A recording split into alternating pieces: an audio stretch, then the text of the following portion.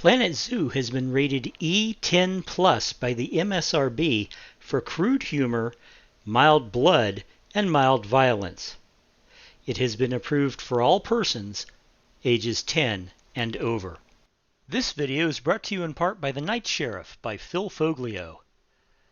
Bartholomew Zenon's Zenon Land is protected by the Night Sheriff. Day and night, he's burdened by a witch's curse to be aware of all that live and play within the massive fantasy theme park. Now an attack on the park by a monster hunter who knows far too much threatens everything: the guests, the staff, and the supernaturals who take refuge in the park. The Night Sheriff must scramble to uncover not only the source of the threat, but the secrets of the park of which even he was not aware. If he doesn't, he may be doomed. The park may be doomed. And even the world may be doomed. And that's a lot of doom. Go to Amazon.com for your copy today. Hey kids, this is Jack. Welcome back to the channel. Welcome back to Planet Zoo and the National Wildlife Park Project. I've actually got two things to show you this time. The first one is this. Let me go ahead and unfreeze the game. This is a gray seal habitat, and as you can see, we have our animals back here in the back. They're on this little jetty, doing their little seal things. This habitat took me a while to build, took me a while to get it together. It took me, 2.5, 3 hours to actually build it.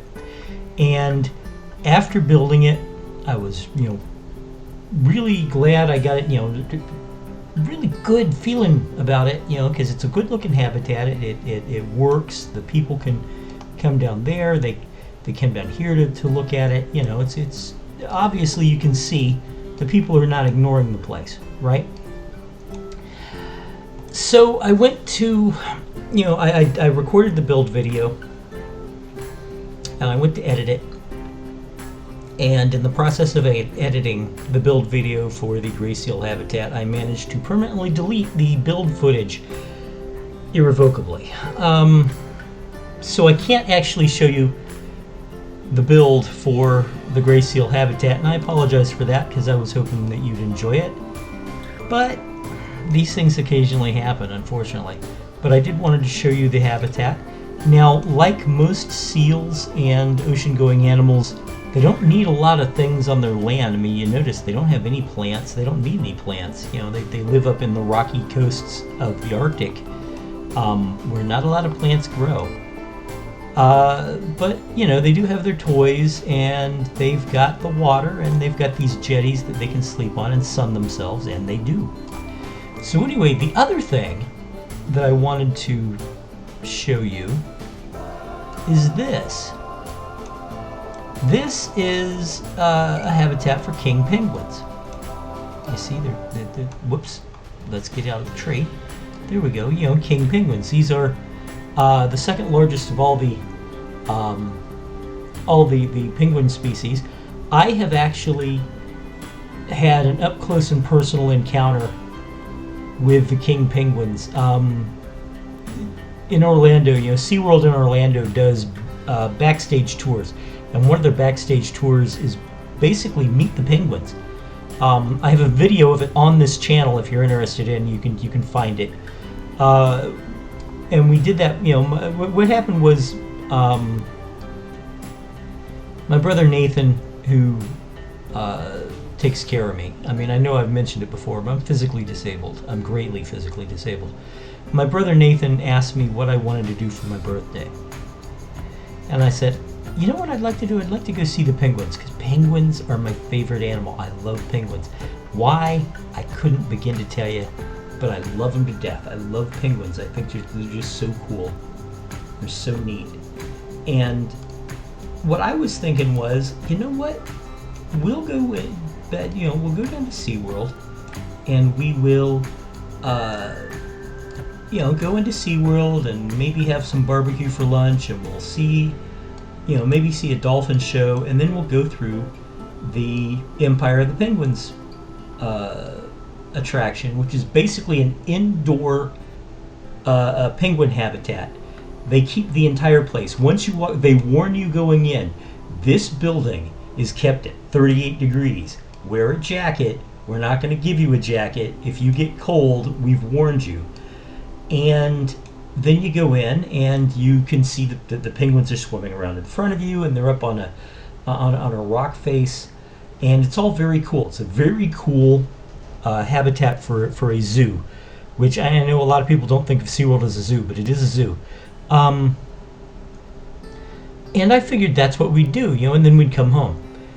No, he had other plans. So what he did was they signed me up, and it was me and my cousin Alana and my brother Nathan. We went in, and we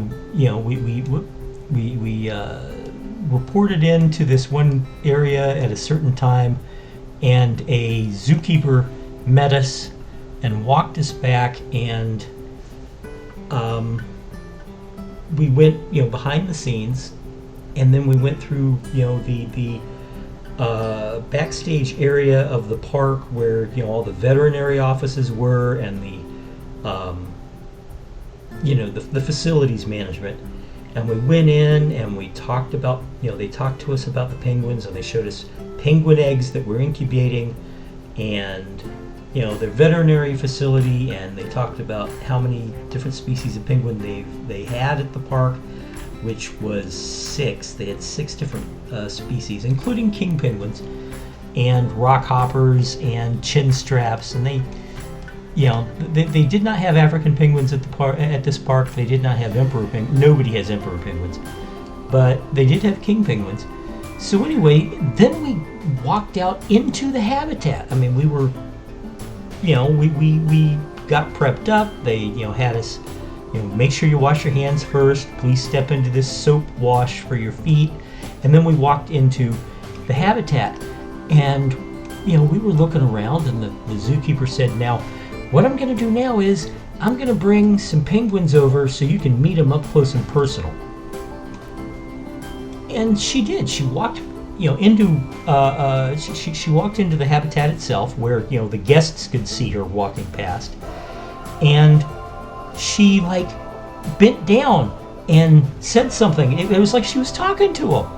It was like she was talking to him, and she patted him and all, and then she walked back to where we were, and they followed her in a big line, and she let them in to where we were, and we got to pet them. And they're very soft animals. Oh my, they are very soft animals. They've got very dense feathers, but they're soft. And they were friendly, had no fear of man at all. They were very friendly animals. And I started stroking, there was a king penguin there. Her name was Zeke, and she vocalized and was very friendly, and I patted her on the back, and I patted her on the back, and as I was patting her on the back, she scooted a little closer, and scooted a little closer, and scooted a little closer. And then she put her full weight on my leg. She leaned in like this, and she put her full weight on my leg. And the zookeeper said, "That's affectionate behavior. She's giving you a hug." I got hugged by a penguin, folks. Anyway, that was my story. I'm gonna go back to what this is. This is, of course, my king penguin habitat, and luckily I do have the build footage for this. So we're gonna go to the time lapse. Enough of my storytelling. Let's go to the time lapse so you can see how this habitat was built. I will talk to you more in a minute.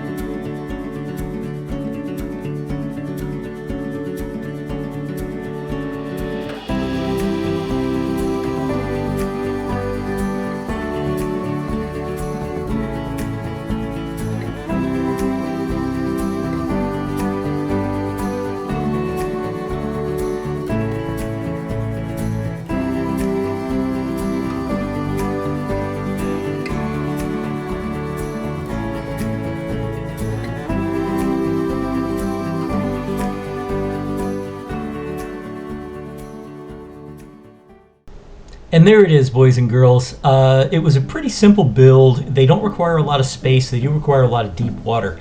I needed to use up this area, which is why they aren't somewhere else. I considered putting in an underground viewing area, but at the end of it, I just decided, you know what? Water's pure enough that you can actually see into it. They're visible. But anyway, it was a fun build. It was a quick build. And it was a trouble-free build. I didn't have any trouble with this one at all. I hope you enjoyed what you just saw. If you did, please hit that like button. Let me know what you think of the either the king penguin or the gray seal habitats. I'd appreciate hearing from you. And if you haven't subscribed yet, why don't go ahead? Especially if you've liked 2 or 3 of my videos already, because you know you like my content, blah, blah, blah. I used to speak English. And, you know, might as well not miss any of it. Now, the next video will, of course, be a tour of the 7 Seas zone.